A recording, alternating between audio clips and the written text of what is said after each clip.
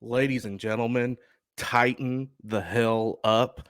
Hope everybody's having a great day. Welcome back to another episode of the Tighten Up Time podcast. I am your host, Adam Raymer, and thriller in the Titans versus Colts game today.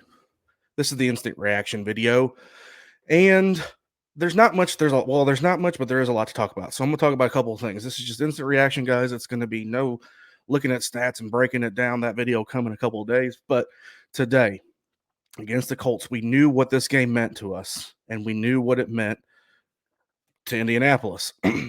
We win.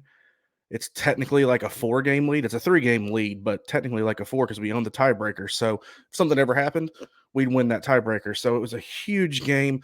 Obviously, the Titans come out and they're sluggish. They got punched in the freaking mouth in that first quarter. 14-0. They go down. 14-0. A lot of negativity on Twitter and social media in general, but the team found a way to persevere.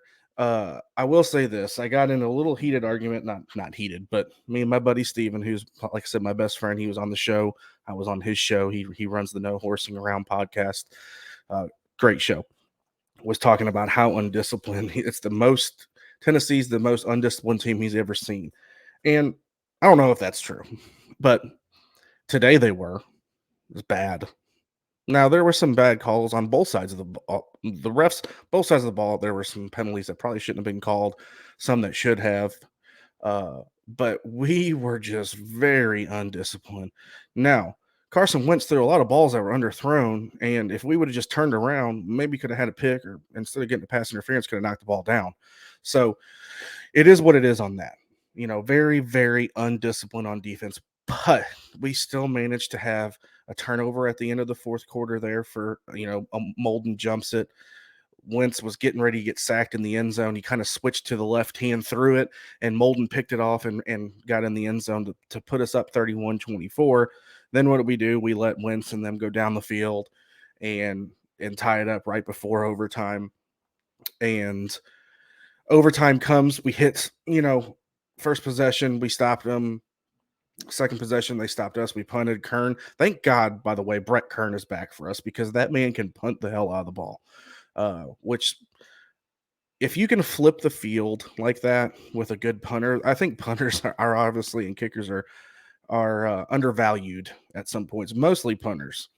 But Brett Kern did a great job on that, and we forced Wentz into throwing an interception that Kevin Byard jumped a route. Come down the field, we ran a couple of plays, actually lost play on another penalty, and set up a field goal attempt for Randy Bullock, who's rejuvenating his career here in Tennessee. He kicks it and through the uprights. So just a couple of things I noticed in this game. One, the Colts defense did an incredible job on stopping Derrick Henry today. Looked like he might have twisted his ankle. Nonetheless, they did an outstanding job on Derrick Henry today. Now, on the flip side, I thought we did a pretty good job containing Jonathan Taylor, who's their second leading rusher in the NFL, on the ground, running the ball. Now, Jonathan Taylor did some great things coming out of the backfield, catching the ball, moving the sticks. He did some really good things out of there, as where Derrick Henry is not really that kind of running back. He's just a downhill runner. So I think we did a really good job containing the run game. As far as like Tannehill did, Tannehill did enough to win in the game. The story was A.J. Brown was unstoppable today. He was open. This is the thing about that too. The first quarter, I put out a tweet and I'm like, there was a couple of times where A.J. Brown was open and we threw to, I think, Johnson or Westbrook-Akina, and AJ kind of would slam his hand out like, I'm open. So finally they got that hook up together, and AJ had a great game, a couple of big catches. Obviously, the one 57-yard touchdown. It was right after, Tannehill threw a pick. Then they fumbled. We get it back, and boom, one score, one play, one score, and we're right back in the ball game. So the defense played. I'm not going to say they played good, but at times they played good. The penalties on defense were just horrible today, and we just kind of gave the game away with that stuff. I mean, we were giving up penalties for in the end zone twice, I think, and pass interference was horrible. We had some holding calls. But we just got to get a little more discipline. We can't continue to try to win games like that. But nonetheless, a win is a win for us, and I will take it. It's it's a huge game. The Titans are 6-2, guys. We still have 4 games left that I know we should be wins, against 2 against the Jaguars, 2 against the Texans. Should be wins. So that puts us at a 10-win season right there. And who knows? Like I said, we've got our schedule is favorable, and I don't know if we're going to be a number 1 seed coming out of the AFC or not, but this division just got a little more interesting with us winning this ball game and going up 3 games. It's very, very hard, and we talked about this in the preview show, to come back from 3 games down in football to overtake a division. Something's going to have to just drastically go wrong with the Titans and drastically be uphill for the Colts. But like I said, the Colts are a good team. I'm not a hater, guys. I'm not going to sit here and cuss them and say, oh, this and that. Look, they're a good team. They were trending the right way. I still think they are. I think Carson Wentz is a pretty good quarterback. I will say, though, he on his deep balls today, at least, I don't know. I don't watch him a lot, but today, at least, he had a lot of balls underthrown.